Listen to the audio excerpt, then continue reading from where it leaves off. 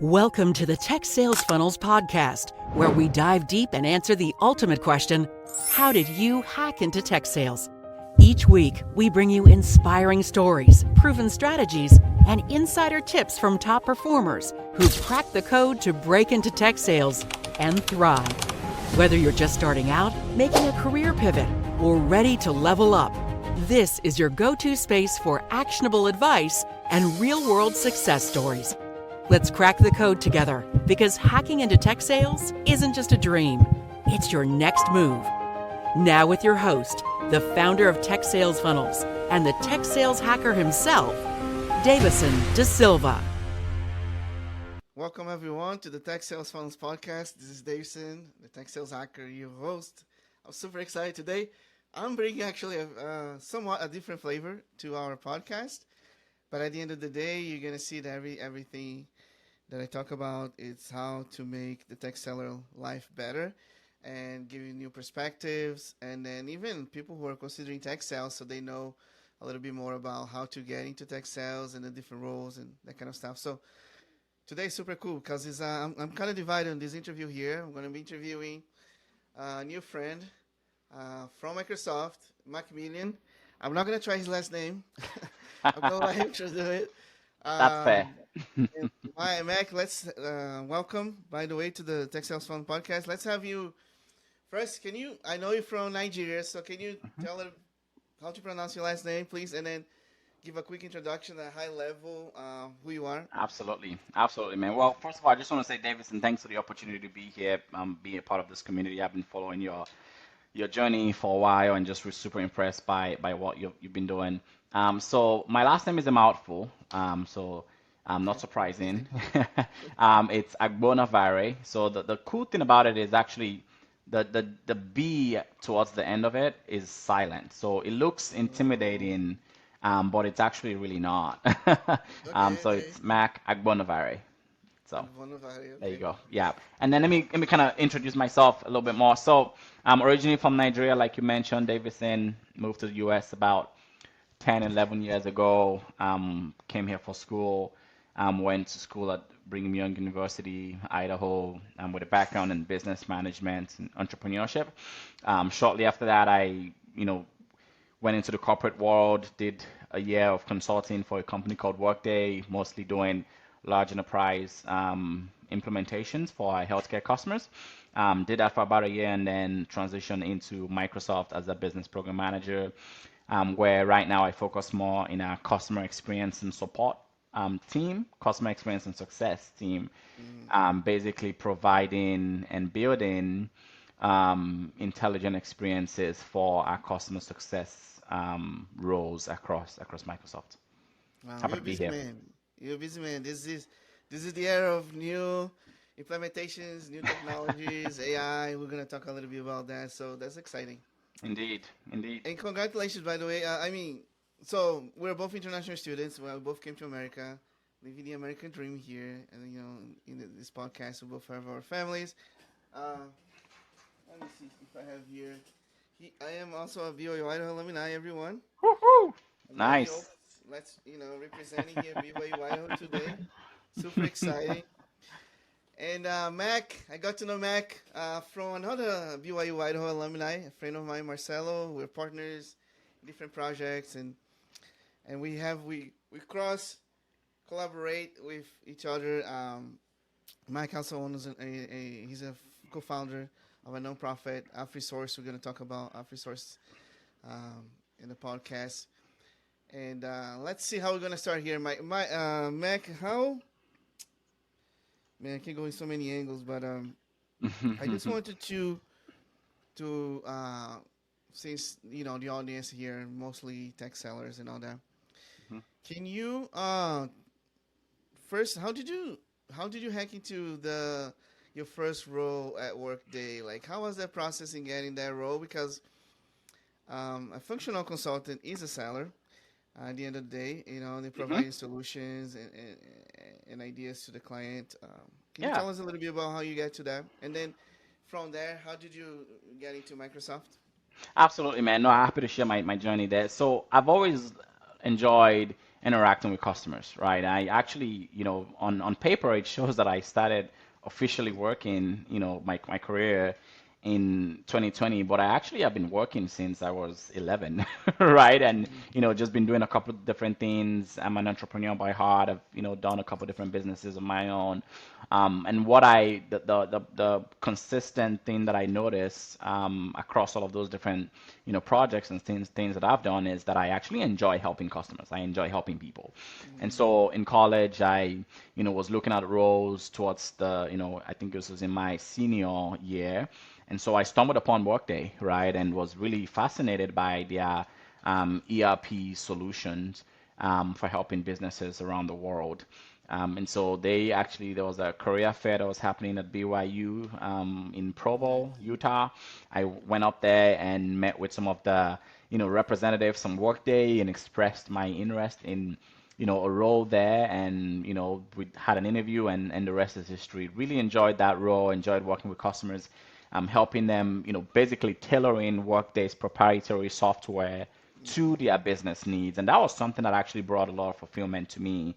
And so, Microsoft has always been, kind of I've always admired the company for, multiple reasons. I'm a big fan of their, the Microsoft suite. There's, lots of different products that they have, and I use a lot of the product. And so, always been fascinated by the company. And so, while at Workday, an opportunity, came in through a recruiter friend of mine, and I looked at the role. It made sense to me. It's also, that element of helping people, right, and designing solutions that would, enhance the experience of individuals working in the customer success roles. And so, I interviewed for it as well, and fortunately got the job offer and made that transition to Microsoft, and I've been there ever since. 4 years this Nice. September.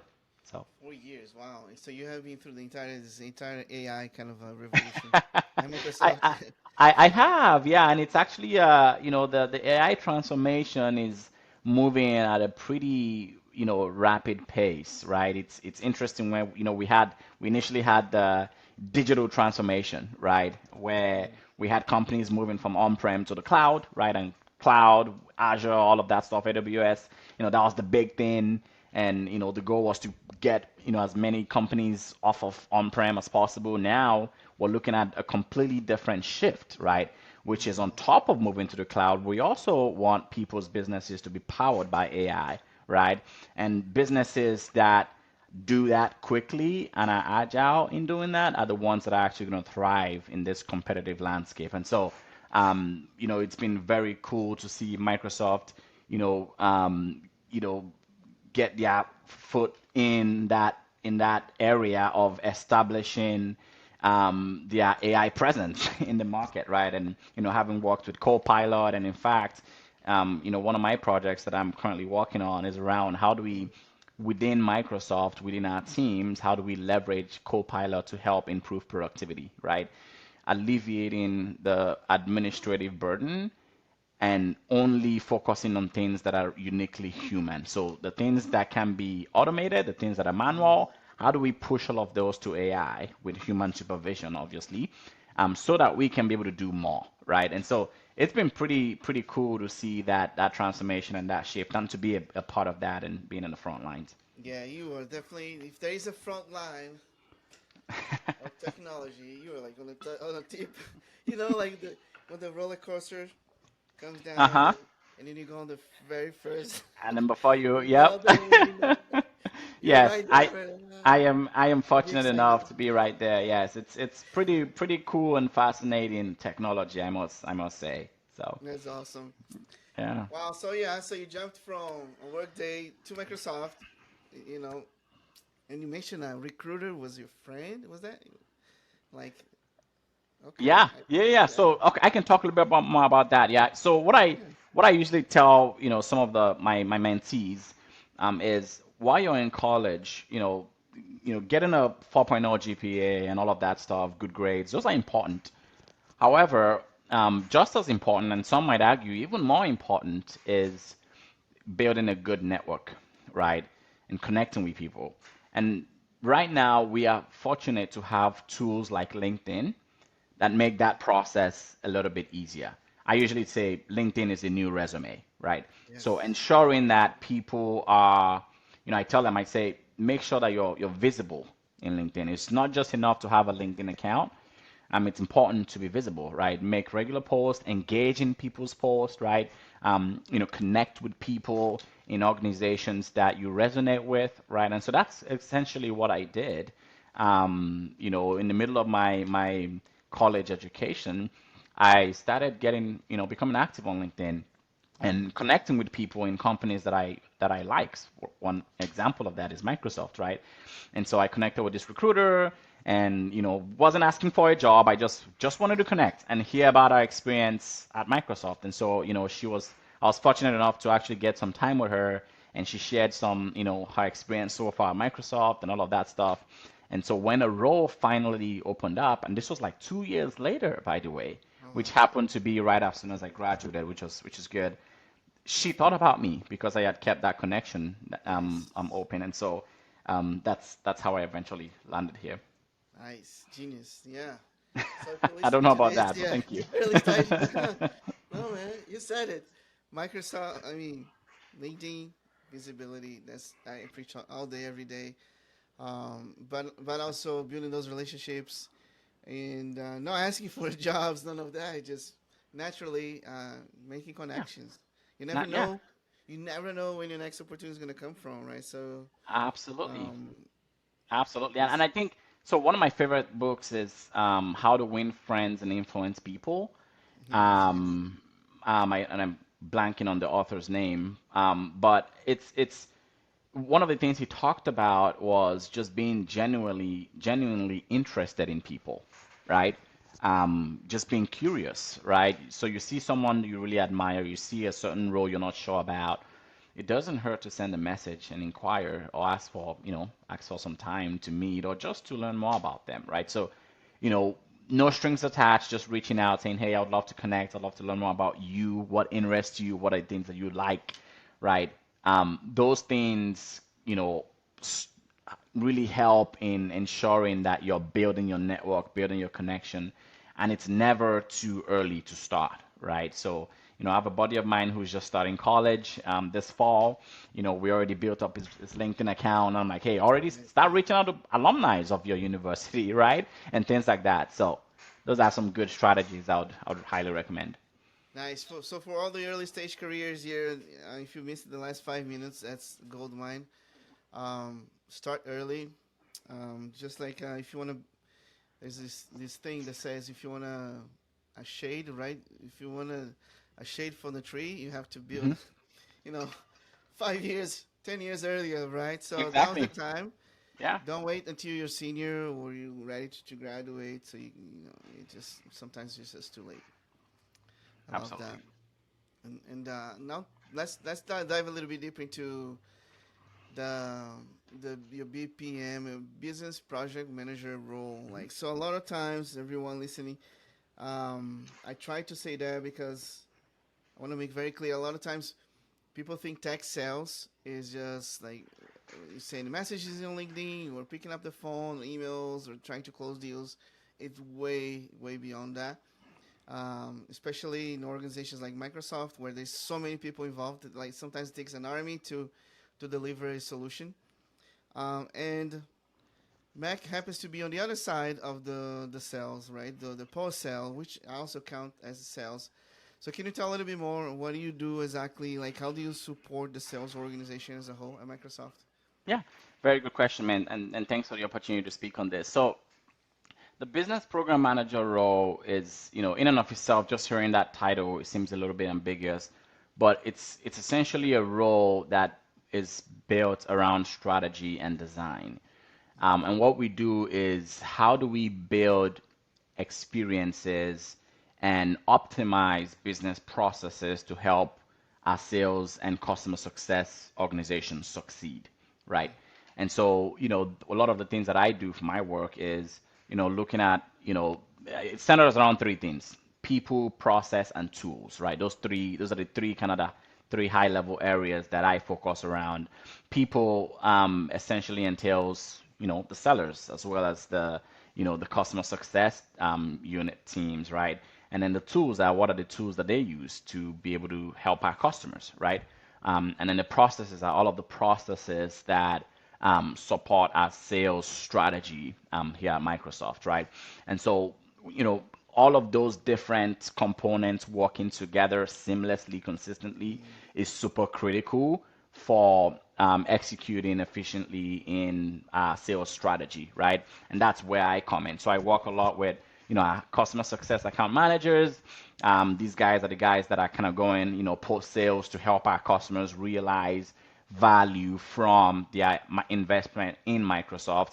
And also they do some selling as well, right? Oh yeah. So how do we identify needs and then match Microsoft products or solutions to be able to cater to those needs for the customers. So again, it's all one sales organization, right? And so my role is to come in and look at the processes, look at the strategy, look at the tooling, and say what's happening out there in the market, what are our competitors doing, and how might we be able to, increase our competitive advantage, leveraging whether it's advanced technology, for example, AI is the big one, right? So we're building a lot of solutions around AI to help, our customers get the best experience ever. I love that, and that's what makes you know a true strong sales organization, right? After the sale, which is you should not be thinking about transacting a Yeah. sale, but providing support and making sure that everyone is using the technology properly, and that's exactly what Mac does. And something else I always say is, in this day and age, experience is the new playing field, right? Hmm. You think about some of your best, household products or household, consumer goods or consumer companies, if you will. So, for example, a typical example I always bring up is Chick-fil-A, right? I can count the number of people since I came to the US that have told me that they do not like Chick-fil-A. Not even more than five, right? There's a lot of people out there who love Chick-fil-A. It's an established brand. And when I ask people, what do you like about Chick-fil-A? A lot of the times it's about the experience that they get, right? How quickly they are, right? Or how nice the Chick-fil-A, workers are, right? They have a thing where if you say thank you, they respond with my pleasure. Right? I think that's pretty, popularly known around the US. And, so it's all about the experience. And that applies to sales as well, right? How do you ensure that your customers or potential customers feel like you actually care about their needs and feel like you understand what they want and how your solution might be able to help them, right? And so it's all about the experience, and everything we do today in my role is thinking about from a tooling standpoint, from a process standpoint, how do we optimize the experience so that at the end of the day, our customers are not only with us because they love our product, but also because the experience is just unmatched. Yeah, and then with that experience, is going to increase retention, which is going to increase the next volume of sales, right, within the organization. Um, Yeah. yeah, I that's a really good model. I mean, Microsoft does a really good job at having all those people, different people, helping. Is that a profile like, let's say someone wants to be a BPM, right? Oh yeah, it sounds interesting. Like I'm a project manager or I'm an architect or whatever. Is that a specific profile that Microsoft is looking for those specific roles? Like, Yeah, actually, so the business program manager is a specific profile. However, it caters to different industries or organizations within Microsoft. So I personally belong to what we call our MCAPS organization. So it's the Microsoft um, Customer and Partner Solutions organization. So all about, and it is a sales organization. I'm sure you yeah, know about MCAPS, Davidson, right? And so it's all about the customers that are leveraging Microsoft products. And we also have support that's part of that as well, right? So, they buy the products. How do we provide support using, leveraging unified support solutions, right? And so, the business program manager is embedded within that organization. But there's also other organizations that also have business program managers as well that are Oh, managing several different programs. okay. Do you? Yeah. Okay, I see. So again, a BPM is directly reporting to a sales leader as part of a sales organization and supporting post-sales activities. We're working very close with the customer success managers. And no, I honestly I didn't know much about this role, so I'm glad that I was able to talk a little bit more about it. Yeah. Um, and see if whoever's listening to this can get a different perspective. Now we all know, man, it's the elephant in the room, the two letters. It's the A. It starts with A. Yes, Oh we man, know. everyone. I bet all your clients are like, how can we better leverage this? And within Microsoft, which you're probably doing a lot of that as well, and out externally with clients. Let me how let me think about a good question here for you. So, in your role, first, do you have to have like any extra like training or certifications when it comes to AI? It was just more like a free flow, like, hey, I have a growth mindset. I'm just gonna go find my own training and that kind of stuff. Yeah, very good question. So the company has actually they do a pretty good job at helping employees upskill, right, as technology advancements continue. So with the recent proliferation of AI, Microsoft actually sent out trainings, right? There's been a ton of resources and trainings that are just available, right, for people to take. There's co-pilot certifications. I'm actually a co-pilot champ myself. I, took a Nice. bunch of certifications. So yeah, there are lots of resources available to help us not only learn about the tool, but also actually get our hands dirty and start building with it. So, an example of that is Copilot Studio. I've built some AI agents leveraging Copilot Studio. There's, just a lot of different ways that one can leverage AI, right? It comes in different forms and shapes, and um, that we're also pushing for adoption, right? One thing is to understand AI, another thing is to be able to get adoption out of it, right? And so, they've gamified some of that within the company to where, you win a certain award if you do, use Copilot, for X amount of times and all of that stuff. So they're really doing a really good job at helping push AI usage Mm-hmm. and for employees to be able to get the value out of it. Okay. Okay, that's good. It's good to know that. Yeah. Um, yeah, because if you don't provide the proper support and training, right, or resources, Yeah. people just get It's just gonna lost, be right? noise. Yeah, Yeah, exactly. and okay, and now, so let's say I still want to I want to dive into the AI thing, but let's say um, what do you think is the for your role, for your specific role, like the future of your role in AI? Do you see like any changes happening to your role? Do you see in like, hey, those things that I do now, AI is probably going to be doing, so I'm trying to to develop myself in a different way. Yeah, no, that's a really good question, and the answer is yes. AI is gonna, and I actually think that is true for a lot of other roles as well. AI is definitely changing things. AI is impacting the way we work, right? AI is changing KPIs and influencing, specific outcomes that are required.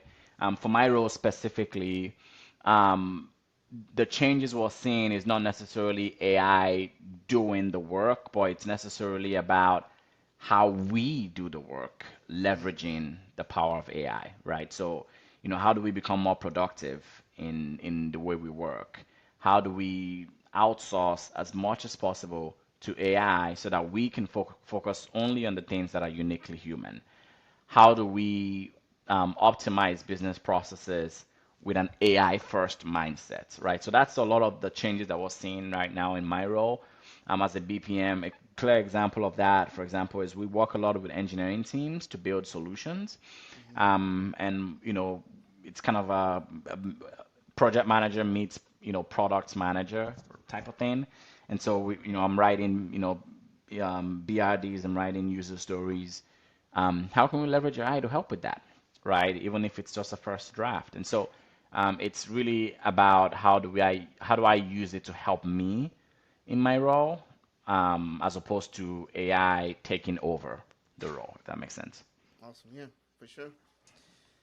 All right, man. That was. Thanks so much for all the information. I want to leverage the rest of the time. You have so much to give here. But I want to dive a little bit into your nonprofit. You know how.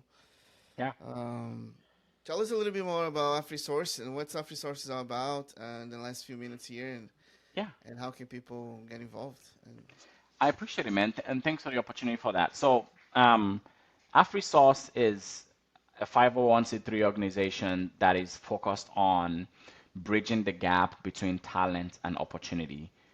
AfriSource basically stemmed from a place of understanding that talent is not unique to a certain location or a certain continent. Talent is is distributed across the world. However, opportunity is not, right? mm, We have more opportunities in the US, more of the Western states. However, in places like Africa or some other emerging communities, not a lot of opportunities are there, but there are lots of smart people. And so that is the problem we are trying to solve. We're trying to expose talent, raw talent, and unique perspective to small businesses that are looking to scale fast, in the US and Canada. And so that's been our focus. So what we've done so far, we've helped a lot of entrepreneurs, especially busy entrepreneurs, that trying to, start something. Yeah, like you, exactly. You're a living testimony of the beauty of AfriSauce, right? There's just a lot to do, but you don't have all the time in the world, right? And so how do we take away some of those mundane, monotonous, things from you and bring in someone who's a strategist to help provide, some perspective and also help do those things for you so that you can focus on the things that you actually enjoy doing. And so that's what we've been doing at AfriSol. So we have clients that we support across the US, and the feedback has just been amazing. And it's a really good solution because it's a fraction of the cost of what you would pay to mm, hire someone locally without sacrificing quality, right? Because we really find the best of the best. And so that's what we've been doing with AfriSauce. And I do it with a good friend of mine, Marcelo, who is also a shared connection with you, Davidson. And so we enjoy what we do. yeah. By the way, big shout out to Humphrey Source, founder CEO right here. I'm one of the clients. I started using Humphrey Source about 3 months ago. They have an amazing onboarding service. The Everything's super easy. I didn't have to do anything. I just have to be like. Actually, I had to do something. I talked to three of my VAs, three potential VAs, and I was able to choose one, which is she's doing an amazing job. And shout out to Hannah. She's out of Abuja, Nigeria, doing a great job at with tech sales funnels. So I'm super excited for this partnership, and I want to continue to Likewise. work with our resource. Thank you, And I Davidson. really want Appreciate you the to shout bring out. that up because a lot of people listening to this, sometimes they're like, hey, how can I scale even my own job, like even my corporate job, Yeah. or my projects, or I want to have a side hustle. I don't know what to do. I want to have podcasts. Hey, you gotta find help. You cannot do everything by yourself, and there Yeah. is help out there. Awesome. Well, thanks for the shout out, Davis, and it's been a pleasure partnering with you and just changing lives because these individuals then all of a sudden they're able to provide for their families and able to do the things that they actually enjoy doing, and all of that is made possible because of people like you. So really appreciate you trusting us and helping us help you with your business. So thank you. Oh yeah, thank you, Microsoft, which is one of the number one, the biggest organizations in the world, whose big mission is also to make a huge impact in the world. Um, Absolutely. and then AfriSource here representing his back home Yeah. heritage, and then giving access and economic possibilities for more families. Honestly, it's a huge You are Thank a you. busy man. So are you, man. So are you. Oh, we're busy doing good things, right? That's good. Busy, busy changing the world. I love it. Yeah, I I love it. love that. Thanks so much, Mac, for the interview today. And looking Absolutely. forward to stay connected. And thank you, everyone, for listening. Thank you, everyone, and thanks everything for the opportunity. Thank you. I'm just going to record something really fast here and Yeah. find something new that I learned. Okay. Um, Thank you, everyone, for joining today. This is the Tech Sales Funnels podcast. I'm going to be bringing amazing guests like Mac, and the goal is to continue to build this community and bringing value to help us do our better job and then continue to look for better opportunities. Thank you. That's it, man. Awesome. Yeah, I think automatically after this call you get like an email has like Oh, really? it's Cool. crazy. This is a good platform. I'm Is really it, excited to do use you, it. do you pay for it?